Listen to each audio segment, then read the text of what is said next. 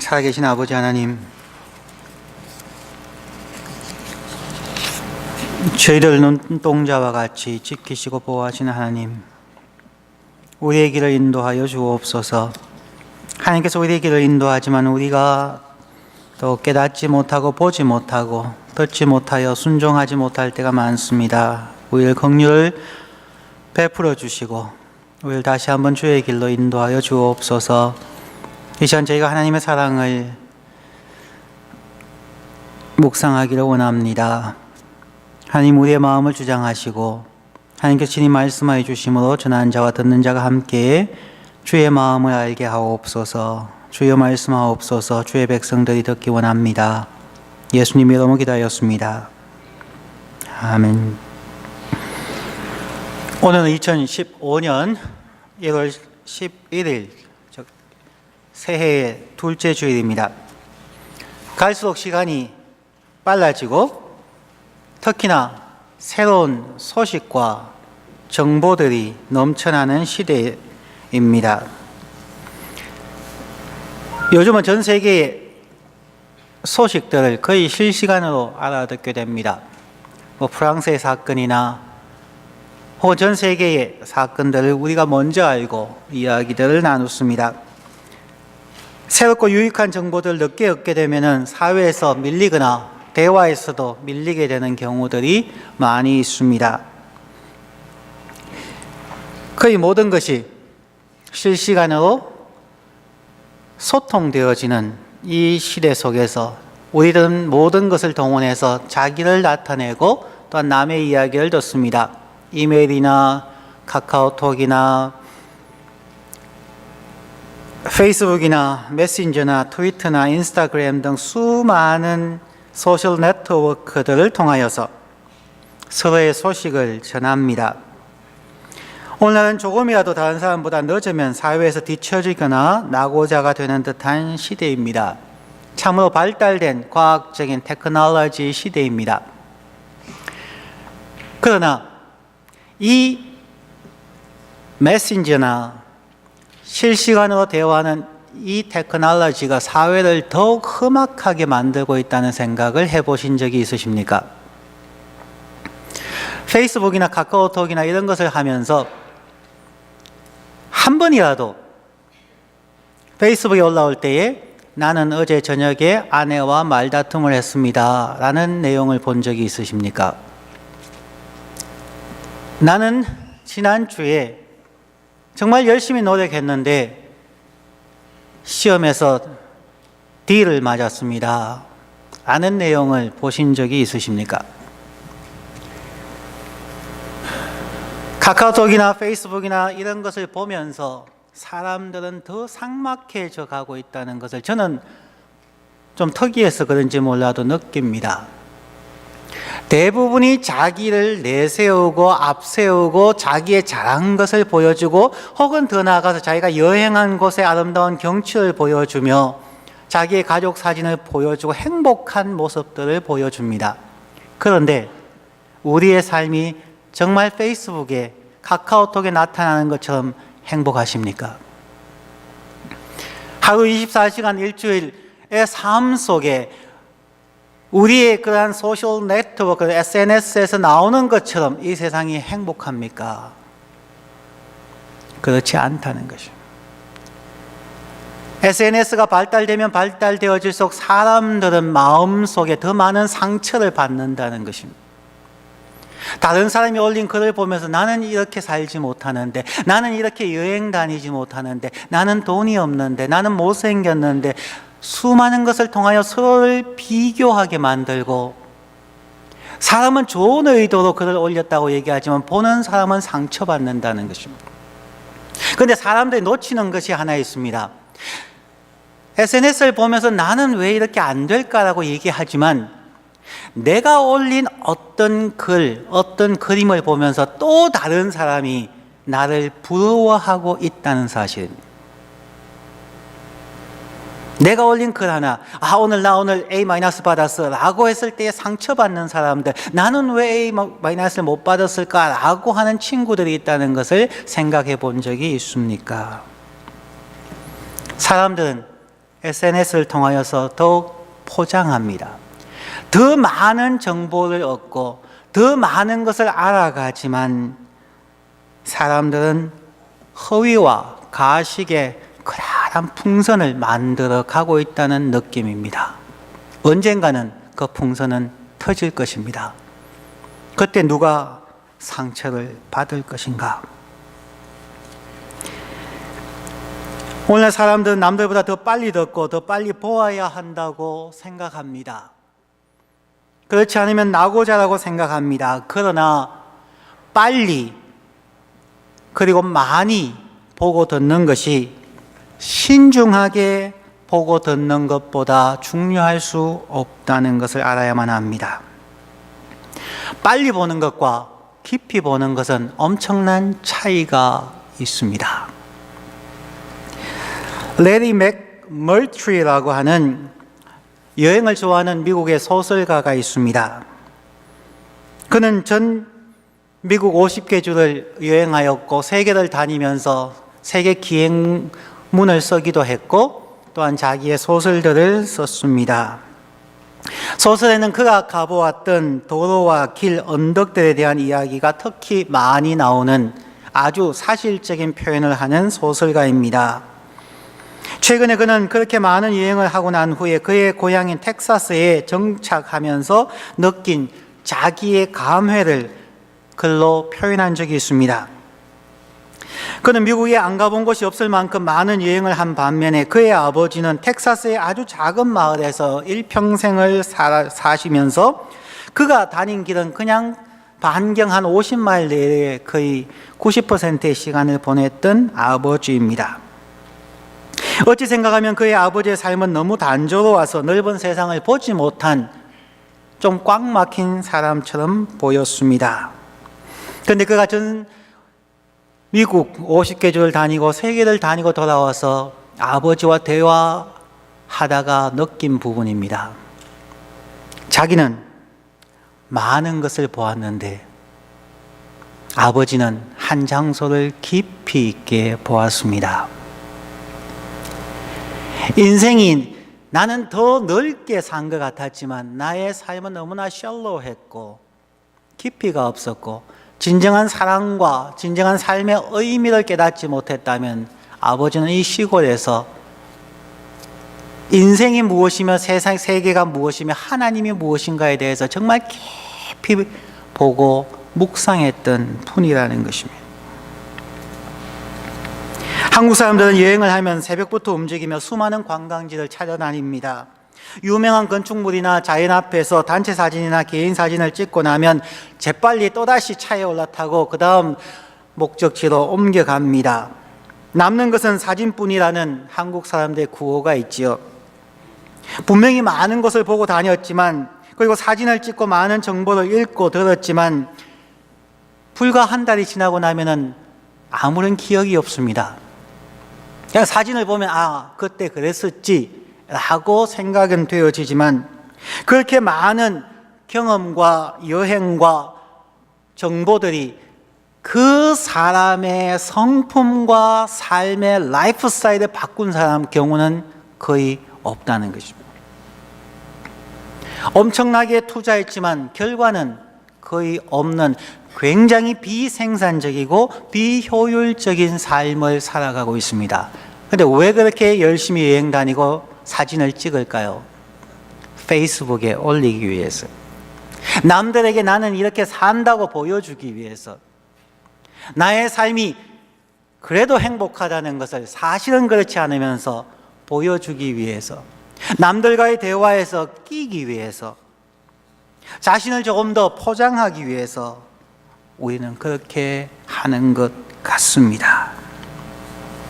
우리의 삶을 왜 변화시키지 못했을까요? 우리가 20년, 50년, 70년의 인생을 살았지만 왜 우리는 변화되지 않은 것일까요? 그것은 많이 보았지만 깊이 생각하지 않았기 때문입니다. 자기가 한번 본 것을, 들은 것을, 깨달은 것을 정말 힘들어서 자기의 삶에, 자기의 생각에 적용하지 않았기 때문입니다. 자신의 삶을 변화시킬 만큼 깊이 깨닫지 못했기 때문입니다.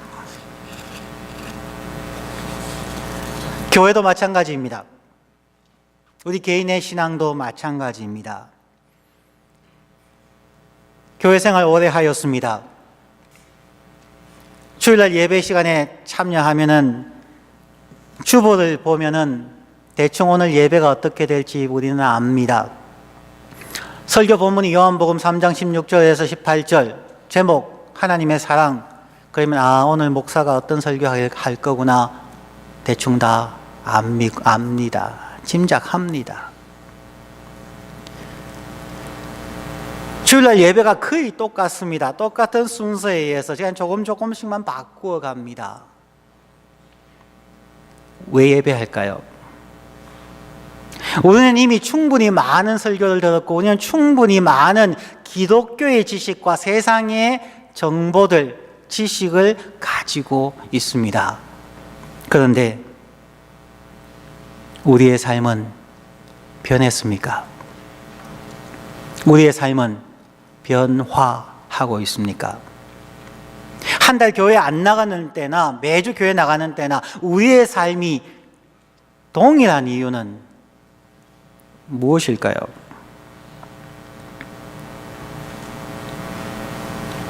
우리는 기독교에 대해서, 복음에 대해서 많이 알지만 그 복음에 대해서 깊이 있게 생각하고 되새김질하면서 나의 생각이, 나의 삶이 바뀔 때까지 우리는 깊이 보고 있지 않기 때문에 그렇다는 것입니다. 오늘 2015년 두 번째 주일로서 연초에 한 해 동안 혹은 앞으로 우리의 삶에 집중해야 될 것이 무엇인가 하는 것을 한번 살펴보려고 합니다. 오늘 우리 모두를 향한 하나님의 사랑에 대한, 그리고 그 사랑으로 인해서 우리를 위해 가지신 하나님의 계획에 대해서 한번 묵상해 보려고 합니다. 성경의 첫 부분은 창세기 1장 1절에 이렇게 말씀합니다. 태초에 하나님이 천지를 창조하시니라. 하나님이 왜 천지를 창조했을까요? 그냥 어떤 신학자가, 어떤 목회자가 이런 얘기를 했다가 아니라 이 말씀 앞에서 정말 최소한 1000시간 이상을 고민해보지 않은 사람은 그리스도인이 될 수가 없습니다. 답은 없습니다. 여러분이 고민하셔야 됩니다. 정말 태초에 하나님이 천지를 창조하시느니라, 이 말이 믿어집니까? 많은 그리스도인들이, 많은 교회 다니는 사람들이 성경의 첫 부분인 창세기 1장 1절에서 그냥 건너뜁니다. 그렇지 라고 스쳐 지나갑니다. 깊이 보셨습니까? 깊이 생각하셨습니까? 저 말이 무슨 말일까요? 우리는 성경을 많이 읽었지만 성경을 깊이 보지 않고 생각하고 있지 않다는 것입니다. 그리고 범죄한 인간을 구원하시기 위하여 왜 예수 그리스도를 이 땅에 보내셨을까요?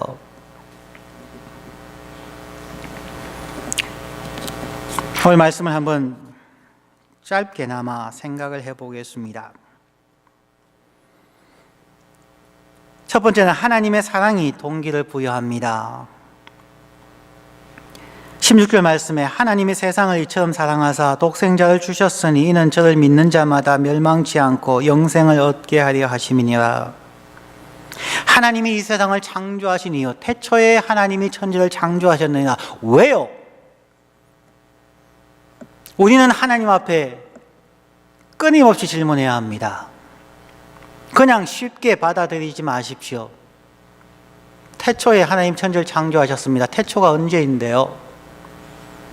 왜 창조하셨습니까? 그냥 우리를 장난감 만들듯이 만드셨습니까?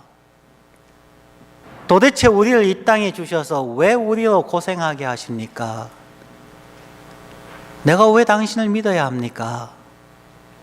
내가 왜 고통받아야 합니까? 하나님은 이 세상을 창조하신 이유를 설명합니다. 내가 너를 사랑하기 때문이다. 단 하나의 이유는 내가 너를 사랑하기 때문이다. 그럼 그 사랑이 무엇입니까? 사랑은 감정입니까? 사랑은 지식입니까? 사랑은 희생입니까? 사랑은 실천입니까? 하나님, 당신의 사랑은 도대체 무엇입니까? 요한복음 3장 16절에 하나님이 세상을 이처럼 사랑하사 라고 하셨는데 그 사랑은 무엇입니까? 하나님의 사랑이 하나님의 창조와 구원의 계획을 세우게 한 가장 중요한 동기라는 것입니다. 모티베이션이라는 것입니다. 이런 말이 있습니다. 하나님이 천사에게 세상에 나가서 세상에서 가장 아름다운 것 3가지를 가져오라고 말했습니다. 천사는 세상을 두루 다니다가 고민하고 고민해서 3가지 가장 아름다운 것을 가지고 하늘나라로 가서 하나님을 배웠습니다. 세상에서 가장 아름다운 3가지는 첫 번째는 아름다운 꽃이었습니다. 두 번째는 티 없이 맑은 어린아이의 웃음이었습니다. 세 번째는 어머니의 사랑이었습니다. 이 3가지를 가지고 천사가 하나님 앞에 갈 때 어느 정도의 시간이 걸렸습니다. 하나님 앞에 내어놓고 세상에서 가장 아름다운 3가지가 이것입니다 라고 내려놓았는데 그때 이미 꽃은 시들어 있었습니다. 티 없이 맑은 어린아이의 얼굴은 세상에 찌든 고통스럽고 슬픈 얼굴로 변해 있었습니다. 하지만 끝까지 변화되지 않은 것은 어머니의 사랑이었습니다.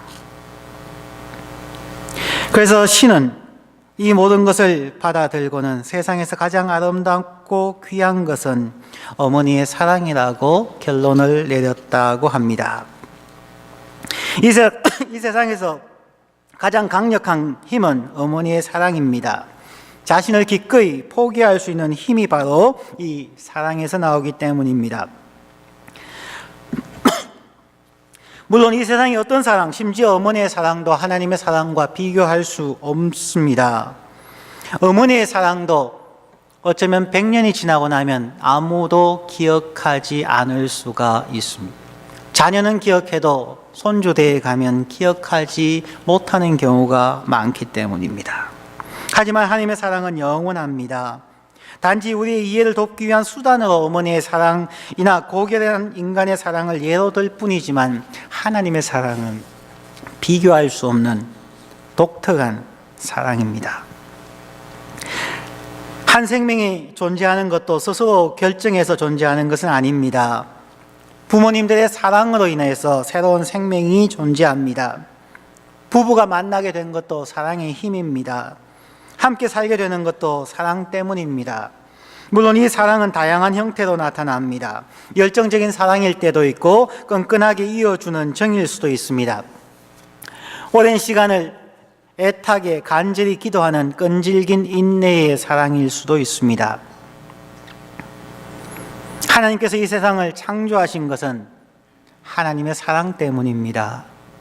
하늘과 땅을 만드시고 해달, 별들과 동식물들을 만드신 것은 마치 자녀를 가지려고 계획하고 착실하게 아기의 방을 준비하고 여러 가지 어린 아이 용품, 베이비 크립이나 옷가지나 장난감을 준비하는 부모의 사랑과 같은 것이 창세기 1장의 하나님의 사랑입니다. 하나님은 철저한 계획 아래에서 이 세상을 만들었습니다. 자신의 형상을 닮은, 자신을 닮은 인간을 잉태하고 창조하기 위하여 하나님은 최상의 베이비룸을, 어린아이가 태어날 방을 만드셨습니다. 그것이 천지 창조입니다. 자신과 닮은 자녀, 이러한 인간을 향한 하나님의 간절한 마음에서 하나님은 천지를 창조하셨습니다. 저와 여러분은 자녀를 출산하시고 키우면서 어떤 마음이었습니까? 때로는 말 잘 듣지만 때로는 속상하게 하는 자녀들, 그때마다 우리는 어떤 사랑으로 자녀를 키우셨습니까?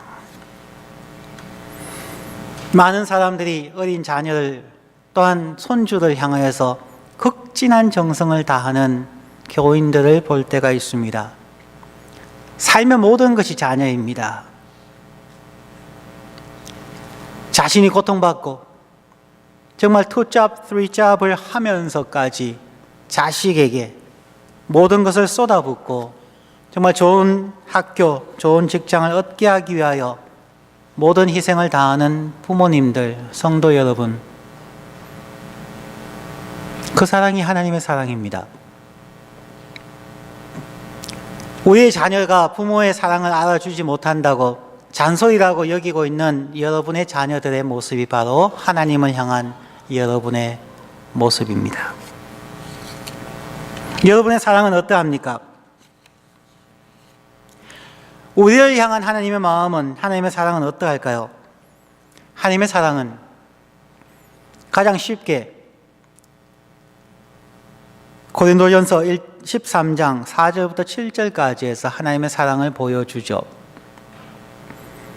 도표로 이렇게 만들었습니다. 고린도전서 13장 4절부터 7절에 나오는 것은 15가지의 사랑의 카테고리를 설명하고 있습니다. 첫 번째 2가지는 긍정적 요소, 사랑의 긍정적 성품을 이야기합니다. 그리고 제일 마지막에 5가지가 또다시 긍정적인 요소입니다. 중간에 8가지는 부정적인 요소입니다.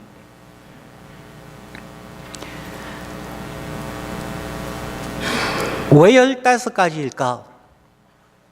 한번 생각해 보는 것입니다.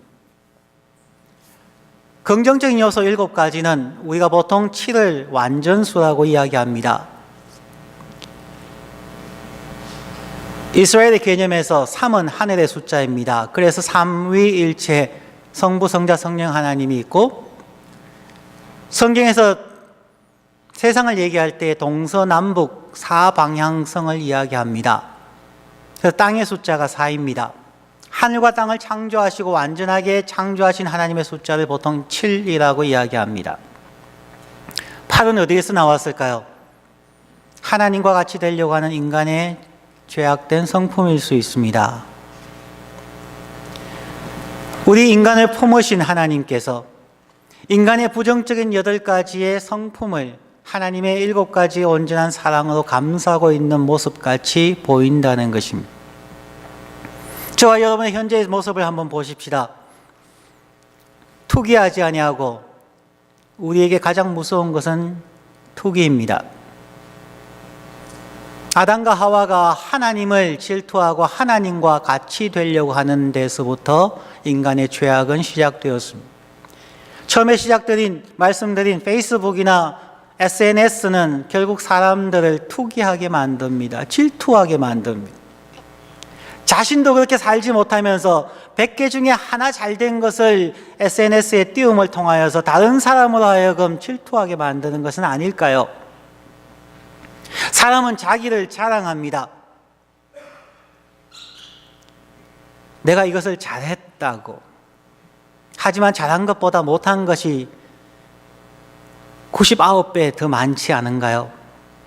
우리에게 자랑할 것이 있을까요? 교만하고, 우리가 교만할 자격이 있을까요? 하지만 우리는 교만합니다. 참 재미나는 것은 반에서 59등 하는 학생과 60등 하는 학생 사이에서도 59등 하는 학생이 자랑합니다. 우리는 자랑합니다. 교만합니다. 무례하게 사람을 대합니다. 심지어 가족에게까지 우리는 무례하게 말을 행합니다. 사람은 셀피시합니다. 그냥 자기가 조금 더 편하고 싶어 합니다. 부부가 직장 생활하고 집에 와서도 서로 조금만 자기를 위하려고 하는 것 때문에 우리가 불편합니다. 우리는 쉽게 성냅니다. 우리는 악한 것을 생각하지 아니하고 NIV 성경에서는 no record of wrongs, 조금 다르죠? 우리는 상대방의 잘못한 것을 기억한다는 것입니다. 그래서 우리 무슨 일이 있어서 논쟁을 벌일 때에 우리가 하는 얘기는 너 과거에 그렇지 않느냐, 과거 얘기를 꺼냅니다. 현재 문제만 가지고 논쟁하면 쉽게 끝날 수 있는데 자기가 불리할 거라고 생각하면 과거를 기억합니다. Record of wrongs, 다른 사람의 잘못했던 것을 우리는 기억하고 있다는 것입니다. 우리는 불의를 기뻐합니다. 자기의 유익을 위해서는 눈 감고 넘어가는 이것이 인간의 모습입니다. 동의하지 않습니까? 인간의 모습.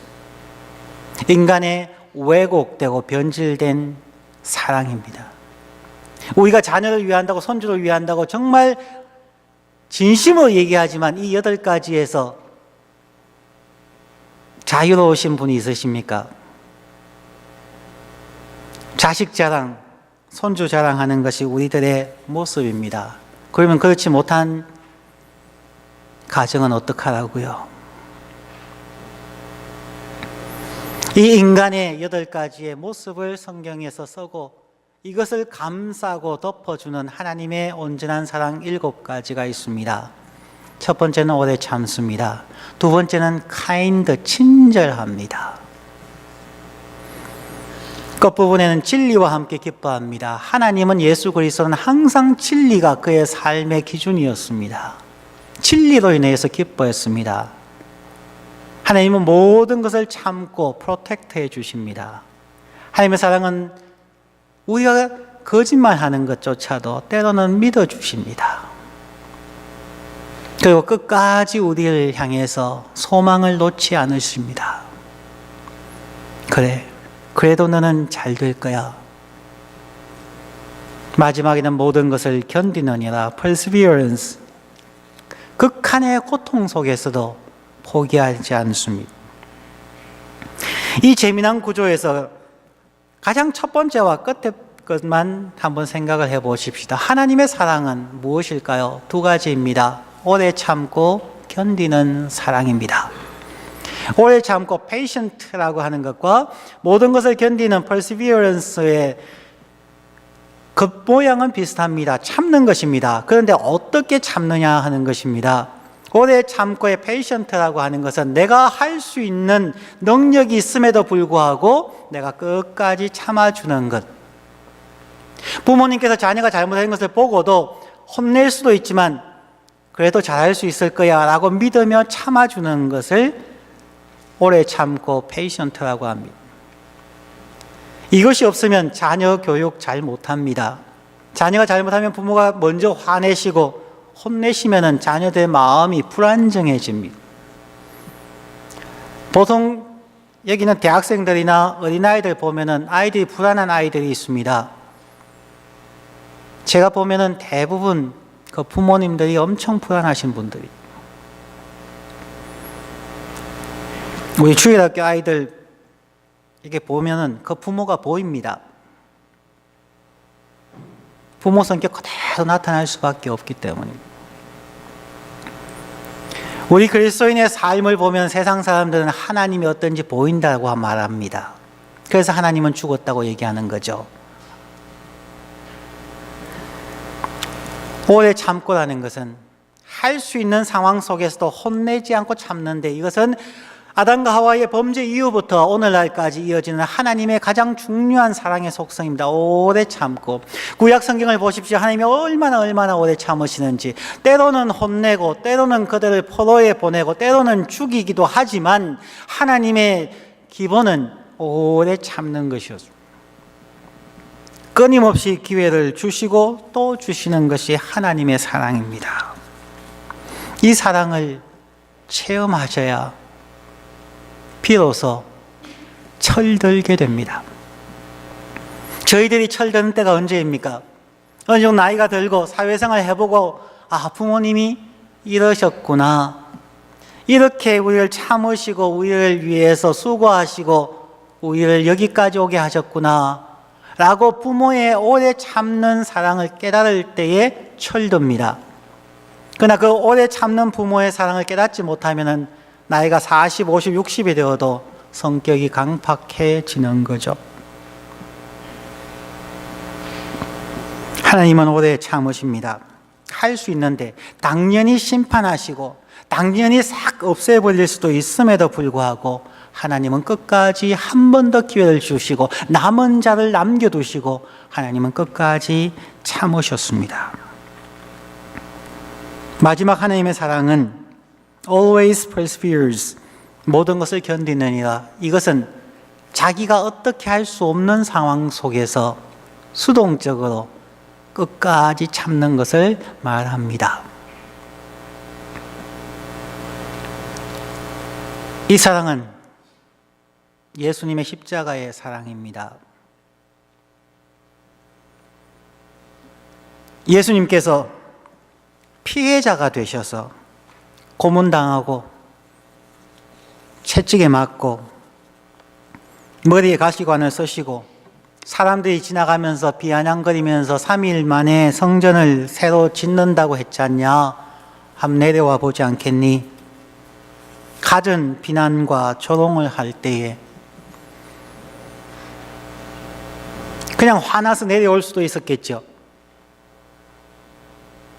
하지만 그 고통의 상태, 자신이 고통 겪는 그 상황 속에서 끝까지 그 자리를 내려오지 아니하고 하나님의 뜻이 이루어지기 위해서 견디는 것, 그것이 하나님의 사랑입니다.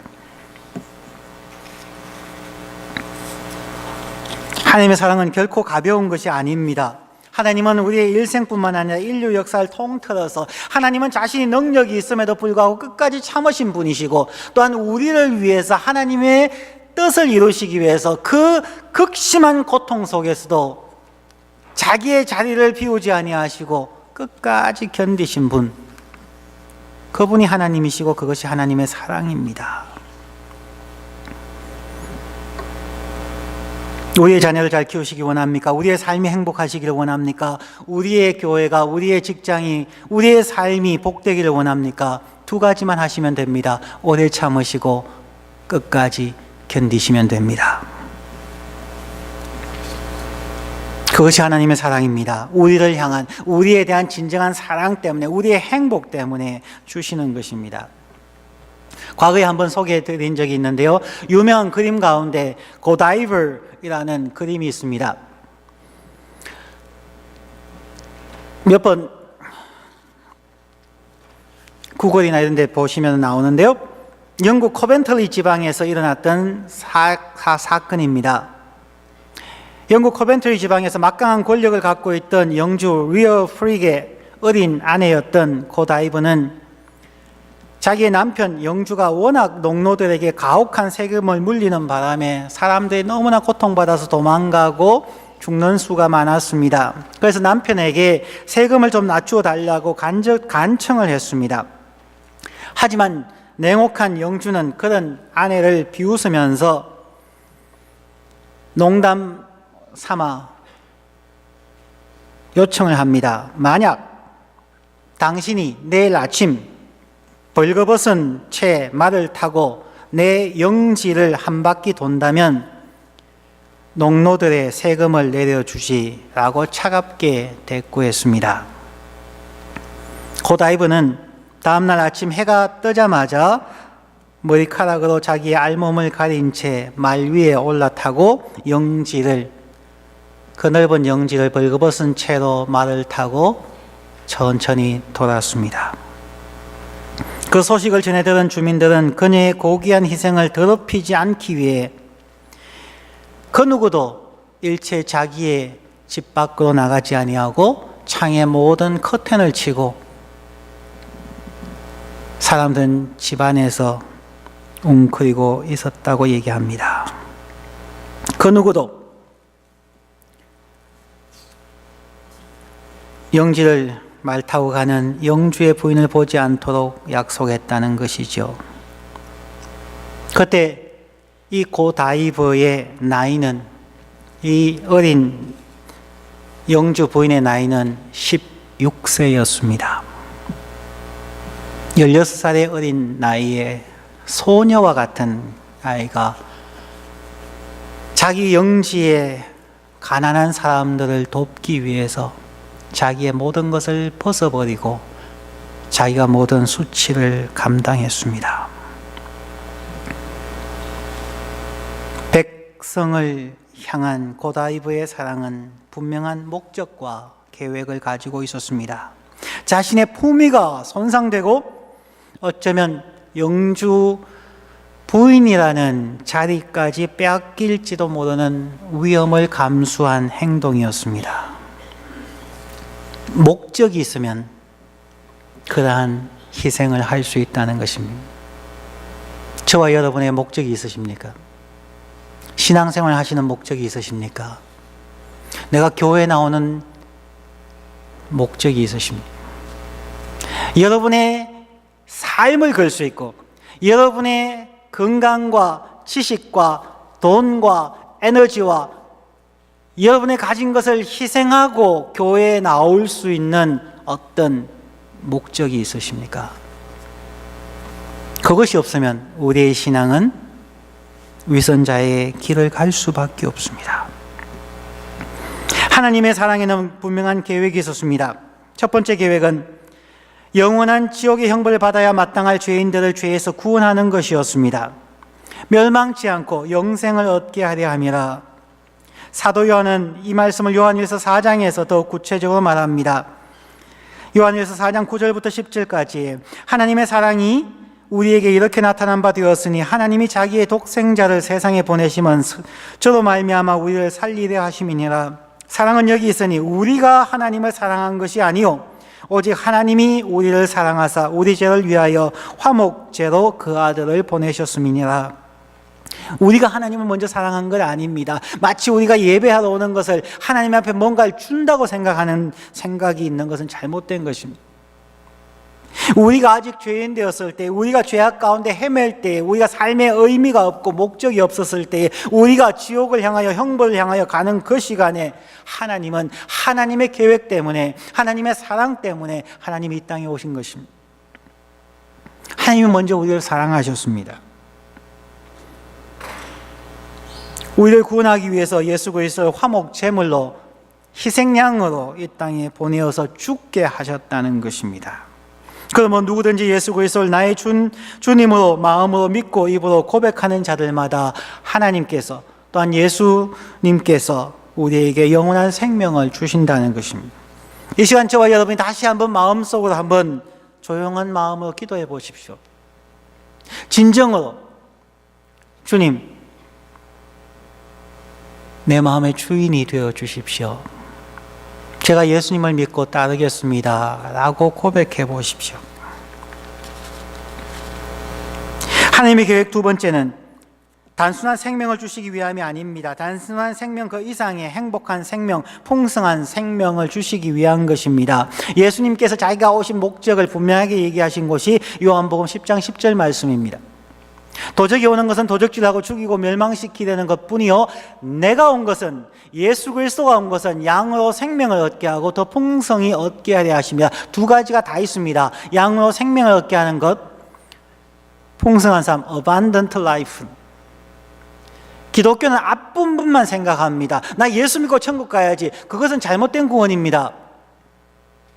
내가 온 것은 양으로 생명을 얻게 할 뿐만 아니라 그 생명 안에서 풍성한 삶을 누리게 하는 것, 그것이 예수 그리스도가 온 목적이라는 것입니다. 그런데 왜 구원받았다고 얘기하는 크리스천들은 이 땅에 20억이나 되는데 풍성한 삶을 사는 그리스도인들은 거의 없을까요?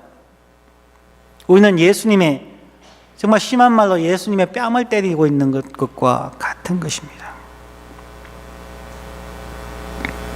예수님이 온 목적을 우리는 지금도 이루어드리지 못하고 있는 것입니다.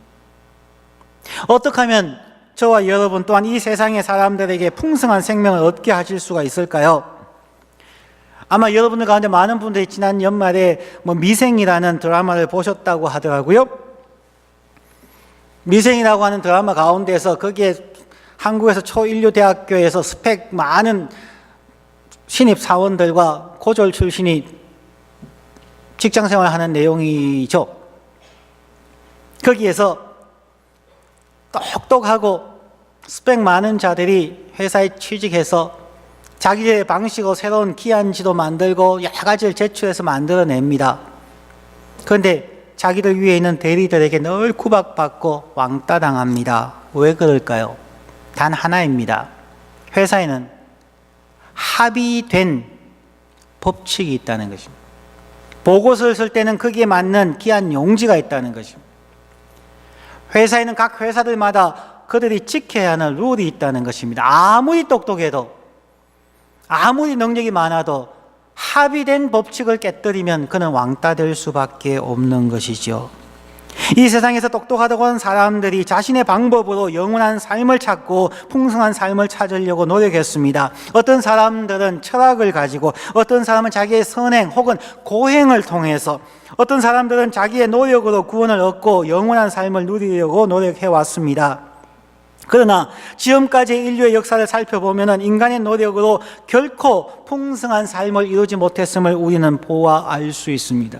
지금도 세상은 고통받습니다. 지금처럼 SNS가 발달하고 좋은 차가 있고 좋은 컴퓨터가 있지만 세상은 여전히 죽이고 고통 주고 고통받고 있습니다.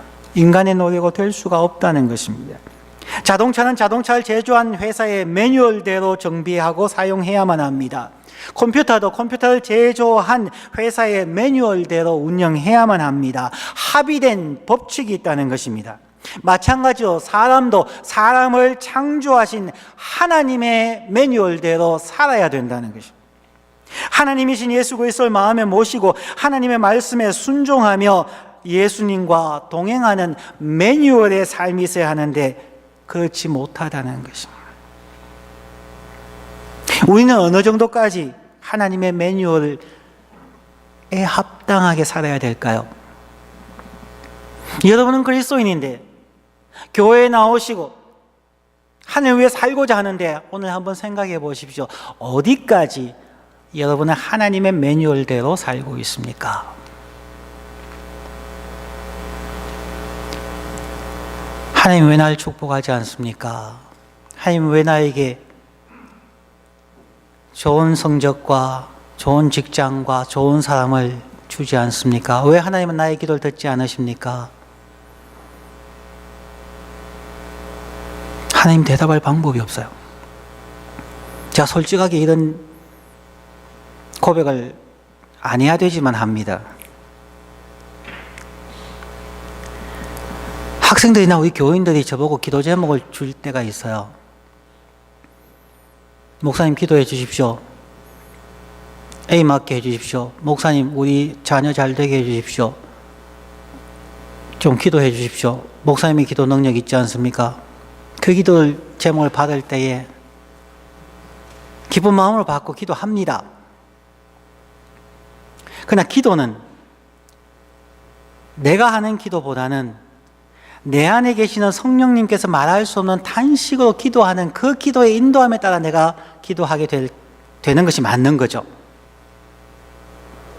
처음에는 기도합니다. A라는 학생 성적 잘 나오게 해주십시오. 건강하게 해주십시오. A라고 하는 집사님 자녀가 건강하고 이렇게 해주십시오 라고 기도하다가 한 5분이 지나가고 나면은 그때부터는 제가 하는 기도가 아니라 제 마음에서 우러나오는 기도, 제 마음에서 신음처럼 나오는 기도가 있습니다. 그러면 그 기도를 제가 막습니다. 그것이 성령의 기도라는 것을 내가 알매도 불구하고 제가 막습니다. 성령의 기도를 제가 할 수 없기 때문입니다. 하나님 이 학생 공부 잘하게 해주십시오 라고 하는데 성령님께서 제 마음에 기도하게 하는 것은 너 열심히 안 하면서 너 말씀대로 살지 않으면서 좋은 성적 달라고 저를 위해서 정말 디스플린 된 삶을 살 수 있게 해달라고 너가 저를 위해서 나에게 기도해라고 얘기하세요. 교인들이 그들의 직장을 위해서, 가정을 위해서 기도해달라고 할 때 저는 기도합니다. 그런데 하다 보면 하나님께서 그들의 삶을 보여주세요. 11조도 하지 아니하고 주일 성수도 하지 아니하고 사랑하지 아니하고 자기 마음대로 살면서 복 달라고? 너가 기도해야 될 것은 그게 아니지 않냐? 너가 목사라면 그들의 영혼을 위해서 기도하고 그들이 하나님의 말씀대로 살도록 기도해야 되지 않겠냐? 그러세요. 오늘 처음으로 이 얘기하지만 정말 오랫동안 이 고민하면서 기도할 때마다 고통스러웠던 시간들이 참 많아요.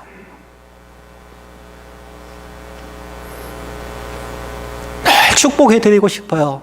정말 축복합니다. 영혼이 잘된 같이 범사가 잘되고 강건해 주십시오라고 기도합니다. 그러나 기도가 깊어져 버리면 그때는 제가 너무 힘들어지기 시작합니다. 왜냐하면 하나님은 하나님의 매뉴얼대로 가르치라고, 하나님의 매뉴얼대로 살도록 하는 것이 목회자의 사명이 아니냐고 저에게 얘기하시기 때문에. 그럼 기도하다가 기도가 쏙 옆으로 그냥 빠질 수밖에 없습니다. 정말 제 기도할 때 보면 참 제가 생각해도 우스워요. 그때부터 하나님하고 제가 협상을 합니다. 막 기도하다 하나님 그래도 해줘야 안 되겠습니까? 그래도 축복해 하셔야 안 됩니까? 그래도 그들이 예수 안 믿는 사람보다 낫지 않습니까? 그래도 우리의 삶이 하나님께서 도와주셔야 하지 않습니까? 라고 기도합니다. 하나님의 축복 받고 싶으시죠? 저도 그렇습니다. 매뉴얼대로, 차는 자동차의 매뉴얼대로, 컴퓨터는 컴퓨터의 매뉴얼대로, 학교는 학교의 매뉴얼대로, 직장은 직장의 매뉴얼대로 하지 않으면 왕따 당할 수밖에 없습니다. 그것이 자연의 법칙입니다. 어디까지 우리가 하나님과 동행해야 할까요? 어느 정도까지 되어야 할까요? 한 사람을 소개하고 마치겠습니다. 일용직 청소부 쉬버라는 사람의 실화입니다. 그 사람은 철광왕 앤드류 카네기를 이은 사람인데요. 철광왕 앤드류 카네기는 우리가 아는 것처럼 1835년 11월 25일 스코틀랜드의 던펌림에서 태어났습니다. 그의 아버지는 직조공으로서 수동식 직물을 짜던 사람이었는데 그 후에 전기기관이 발전하고 그의 부모님의 생계가 어려워져서 1848년에 카네기를 가는 고향을 떠나서 이민선을 타고 미국으로 옵니다. 그의 친척이 있었던 펜실베니아주 피츠버그 인근에서 카네기는 정착했습니다. 그가 13살 때에 미국에 이민 와서 처음으로 일했던 곳은 주급 $1 20센트를 받고 면직물 공장에 들어가 일했습니다. 그가 점점 성장해서 그 중간 과정을 지나가면은 그가 철도 회사를 인수하게 되고 나중에는 강철왕이 됩니다. 그래서 카네기는 유명하지요. 카네기는 지성을 겸비한 기업가로 세계 기업인의 표상이었습니다. 그런 그에게 후계자를 결정해야 할 순간이 왔습니다. 직원 중에는 유능한 명문대 인재들로 가득 찼습니다. 공학 박사, 경영학 박사 등등. 하지만 카네기의 후계자를 향한 최후 결정은 그 사람들이 아니었습니다. 카네기가 자기의 후계자로 결정한 사람은 일용직으로 회사에 들어와서 청소부 일로 시작해서 정규 직원에서 비서로 발탁된 초등학교 학력이 전부였던 찰스 쉬버였습니다. 모든 세상 사람들이 놀랐습니다. 쉬버는 항상 이렇게 말하고 살았다고 합니다. 카네기의 몸처럼, 카네기의 그림자처럼. 그렇습니다. 우리도 이런 표현을 한번 세워보십시다. 예수의 몸처럼, 예수님의 그림자처럼. 2015년 올 한 해 동안 우리 모두 이러한 슬로건을 외치며 살아가자는 겁니다. 찰스 쉬버는 카네기의 몸처럼 카네기의 그림자처럼이었다면 우리 그리스도인은 2015년 그리고 앞날 동안 예수님의 몸처럼, 예수님의 그림자처럼. 초등학교 학력의 찰스 쉬버가 카네기 후계자가 되었다면 우리도 초등학교 학력이 전부라 할지라도 예수의 몸처럼 예수의 그림자처럼 된다면 우리는 예수님이 주시는 생명과 풍성한 삶을 누릴 뿐만 아니라 하나님의 나라를 위해 쓰임받는 하나님의 사람이 될 것입니다. 기도하겠습니다.